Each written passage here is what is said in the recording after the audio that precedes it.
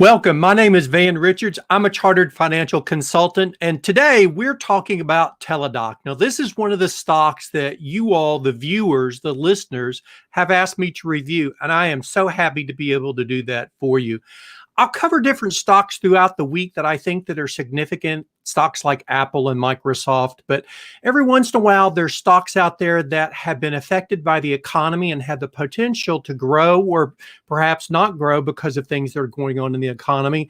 And one of those stocks is Teladoc. You're going to see that this company has had a stupendous year. And the big question is going to be, will it continue to go on? And I really love Teladoc as far as a company goes. I'm actually a user. The health insurance that I utilize has Teladoc as an option. And I've had some experience in the insurance business. So I have a lot of understanding in the way that this works. And I want to share that with you today. So let's go ahead and begin on with the daily stock analysis.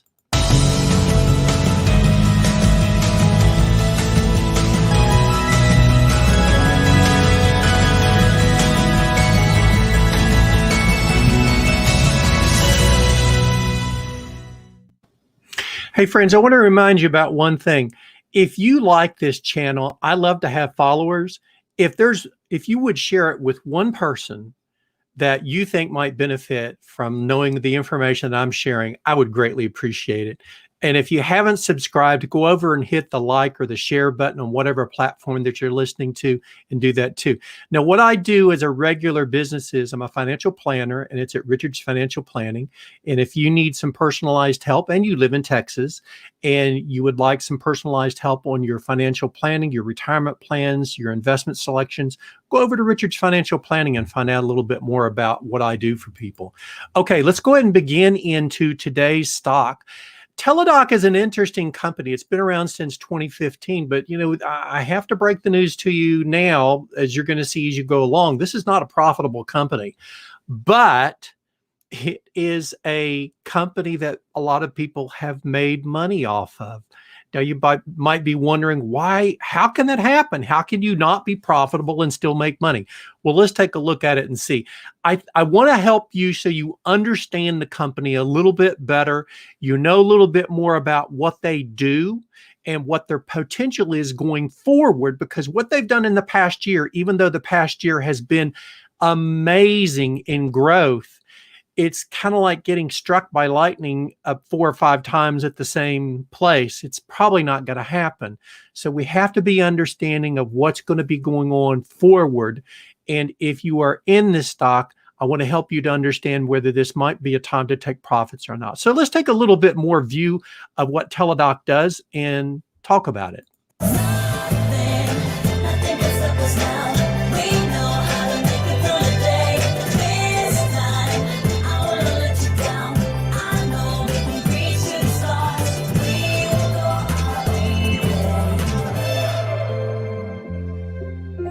$25.2 billion. It's a big company. And I bet you didn't know that Teladoc is involved in diabetes management. They actually just acquired a company called LivingGo, and they're going to be more involved into that. And it actually brings to the company some proprietary knowledge and some information that's intangible so that they can build profits going forward.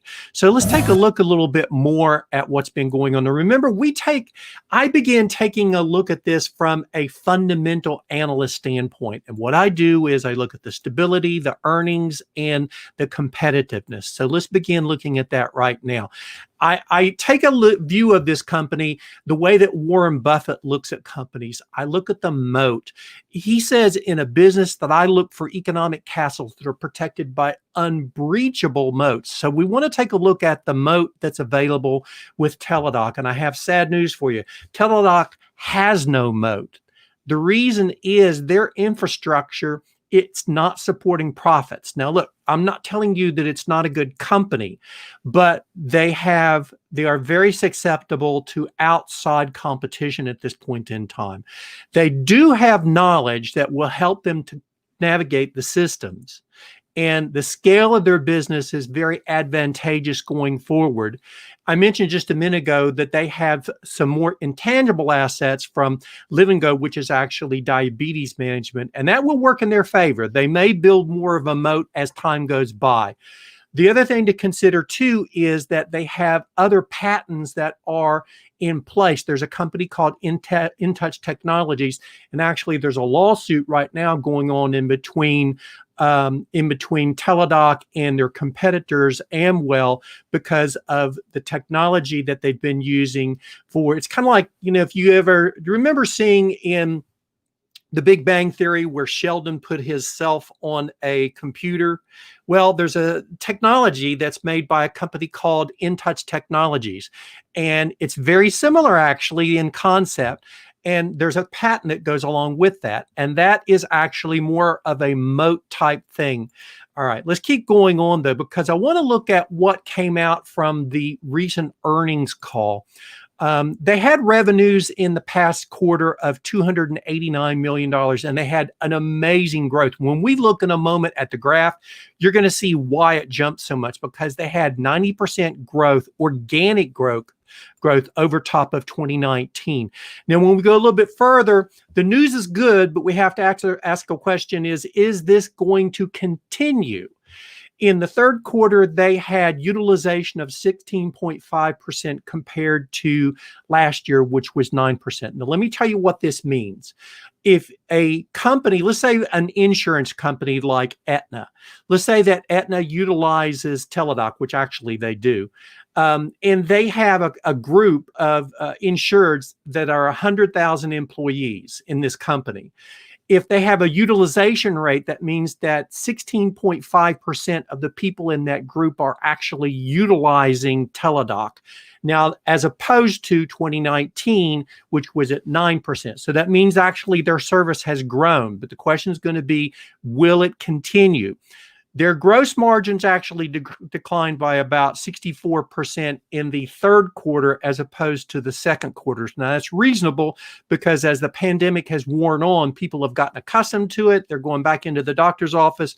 They're not using online services quite so much. Now, the adjusted net losses for the past year were $11 million. And this is the sad news about this company. It's growing gangbusters, but they're not making any money.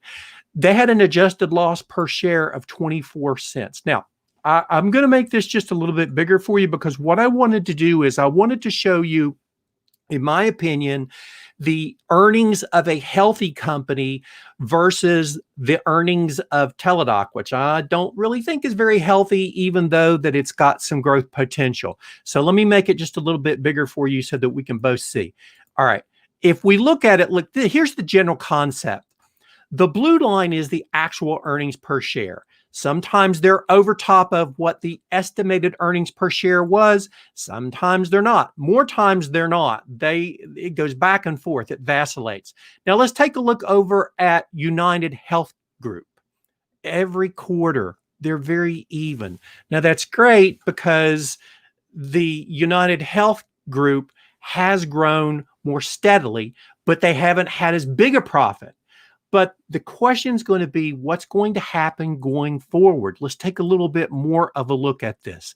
All right, this is what the financials look like for Teladoc, and I used United Health Group. Yes, I know that you might think of them as an insurance company, but they're more than an insurance company. They have a division which is called Optum, and what Optum does is basically the same thing that Teladoc does. The Optum Group also offers telemedicine to their customers. And if you look on here, you're going to see that it's been growing differently from that standpoint. Now, you see the little red spinning thing? Let me make that a little bit bigger for you so that we can both see it and see what's going on. All right. This is the operating income for Teladoc over the past year. This is 2019. It's negative, folks.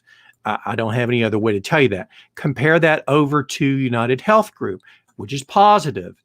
Do you want $17 billion in operating income, or do you want $73.82 million in losses, which is essentially what the company had from that point? If we look a little bit further, we see The same thing when it comes to the earnings per share. Let me make this one just a little bit bigger for you too, because I want you to understand everything that's going on. Now, please don't take this as that this company is going down the tubes. It just might be overpriced. Okay, so if we look at the EBITDA, that's the earnings before interest and depreciation, it had a negative $35.49 million. And if we're going to compare that to the EBITDA for United Health Group at $22 billion, $22,405,000,000. It's a big difference, my friends. So look, it's not a profitable company, but we have to ask ourselves, is it going to continue on? Let's compare it to the other companies out there. When I put the spaghetti graph up here, this is what you're looking at. Teladoc compared to Amwell, Humana, and United Health Group. I need to learn to spell United Health, don't I? Okay, you get the point though. If you look at Teladoc, Teladoc is in the blue. Here's where their big profits were. They went a long time, and you're going to see in a few moments what that profit's been, but they went a long time and it was pretty even from that standpoint. But when we look at Amwell, Amwell just started recently. It just recently was a public owned company, and they do the same thing with Teladoc. So they have a lot of growth to do. Teladoc has a lot going over top of them. Humana, yes, it's an insurance company. United Health Group, yes, they're insurance, but also they have a lot of influence in telemedicine. They're doing that a great deal. So they're in competition with Teladoc. You're going to find that there's a lot of insurance companies that are involved in it, and there's a lot of doctor groups that are involved in telemedicine. Here in Houston, there's a company it's a private company called Kelsey-Seybold. It's a doctor group. They don't use any outside services. They use their own doctors for their telemedicine. It just works out better for them. Now let's look and see what the bulls are saying though, because there are a lot of analysts out there, and we're going to look at what the analyst spread is in just a minute. But what the bulls are saying about Teladoc now is that the biggest advantage that they have going forward is their size and their experience. They have a user base which is huge. It's much larger than any other company. They don't have any companies that are as large as them in what they do. Their platform is built to save the patient's time and save the insurers. If an insurance company is using Teladoc like Aetna does, it's helping them to save money too. And we'll just have to see if that keeps going forward. Now, here's the bearish part. This is the other shoe that's going to drop. Teladoc trades at a negative multiple. If you look up the PE ratio, it's really hard to find. That's because it's negative. Most companies, let's say the average company, this is a price to earnings ratio. You take the price divided by the earnings. They have no earnings. They're negative.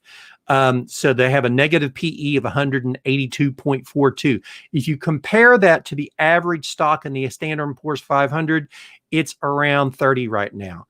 The margins are very limited and the revenue is concentrated. In other words, if they have a company like Aetna that utilizes their service, they can't really go back to Aetna and raise prices that much because they have competition from companies like Amwell.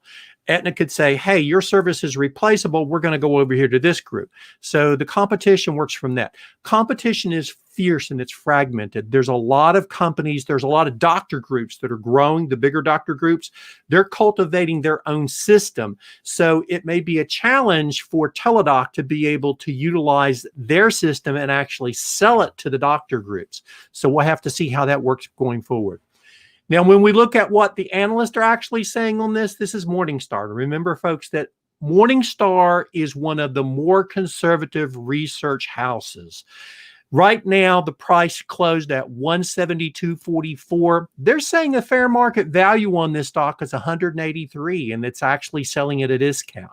So, hey, I might be the person that is more skeptical of this stock and think that it's trading without any profits, which it is, but you have very conservative groups out there like Morningstar that are saying, hey, this is actually a pretty good buy. They're trading at a discount, and they're not the only ones. Okay. Now, I want to compare this, though, to United Health Group, because that's one I think is a good comparison, even though that they do more than Teladoc does. Also, Teladoc's trying to get into other areas. Right now, with Teladoc, with 25 analysts that are following it, 15 of them are saying that it's a strong buy. It's not a strong buy. It's marginally moderate. If you compare it to United Health Group, there are more analysts that are bullish on United Health Group, but they both are saying that they're both good companies to buy. Now let's look at the numbers. This was a year ago. You're sitting down for this. You're going to ask yourself, why didn't I buy this stock a year ago? A year ago, it was selling at $81 a share. Today, it closed at 172.44. My friends, that's 112.89 increase in a year. Let's go back 5 years, though. You're going to feel even worse that you didn't buy it 5 years ago. I actually used it 5 years ago. I should have had the wisdom to buy it. It was $17.58 way back on November the 14th of 2015. And with it closing at 172.44 today, that's an amazing, I'm fainting, 880.89%. Wow. Okay, in a moment, I'm going to show you what the CEO of the company is doing. Let me let you guess. He's selling his stocks. I think that's one reason why we're looking at this as being oversold. Okay, we're getting close to the end here, my friends. When we look at what the other analysts are saying about this, it's kind of widespread. Remember, the price is at 172.44 today. Probably the group that has the widest opinion, I guess that's the only way I could put it, is Oppenheimer, because they're saying that there's a spread between $84 and $250. That's like saying the sky is up and the ground is down. It's not very useful. If you look up here for the green circle, though, at SVB Leerink, they're another analyst, and they're saying actually that they're looking at price target between 246 and 256. All right, so that's probably more reasonable. And if you're thinking right now that it's at 172, possible it could be a buy. If you want to take the chance on it, it's possible. But look, I'm going to tell you this too. You prepared for this next screen? Watch this. This is the guy that's in charge of Teladoc. He's been selling shares hand over fist this year. And look, I can't blame the guy. I think he's in his 40s, something like that. And he has sold around 50,000 shares. Actually, if you look at the screen, you can see that he sold 49,690 shares, and he's taken out $43 million from redeeming stock options with the company. Just recently on November the 4th, he sold another $1 million worth of options out there. So he's been taking money out. Look, this is the guy that's in charge of the company, and he's selling. And my opinion is that tells me that it's never going to get this high again. If you're thinking that you want to get into it now and you want to hold on to it for 5 or 10 years, I think that you might see some profit. Could you see an awful lot of volatility in between now and next year? Heck yes. So you have to keep this in mind, my friends, that if you want to take a chance on a stock like this, this is the stock market game. This is buy low, sell high, and hope that you're buying. Now, I can't give you the fundamental advice, the fundamental analysis advice of this and say, from a fundamental analysis, this is a buy, because it's not. From a technical standpoint, if you're looking at it as sentiment, some of the big research houses are saying, yes, this is a buy. But I would be skeptical. Don't put any money in this stock that you can't lose a little bit on. That's my opinion on it. I just want you to be real cautious of it. Now, look, there's a lot of you out there. Some of you that are writing into me and you're saying, hey, I bought X number of shares of this stock at this price. Please, please have a plan. Have a plan for what you're going to invest in. Don't just pick one stock, because you're setting yourself up for disappointment. I don't care if it's the best stock in the world, it's going to go down at some point in time. If you buy 10 stocks, you can count on 2 of them being really, really good. If you do your research, you can count on 2 of them being okay. You can count on 2 of them being meh. You can count on 3 or 4 of them being bad. Just keep that in mind. Don't go out and buy just one stock, because you're setting yourself up for failure. Okay, that's the end for today. I want to thank you all for watching and listening. If you have interest in a particular stock that you'd like to learn about, put it into the platform. I might be able to research it. Now, I will tell you, I've got a lot of people asking me to do research on stocks for them. I don't mind doing it. That's what I try to do every day. but I can't do all of them. I'll try to do as much as I can. All right. I hope that y'all have a really good evening. If you miss something, rewind the replay and go back and do it again. And if you liked what you heard, like and subscribe and share this with one person. Okay, stand by for the disclosure because that's really important to the lawyers. All right, y'all have a good evening.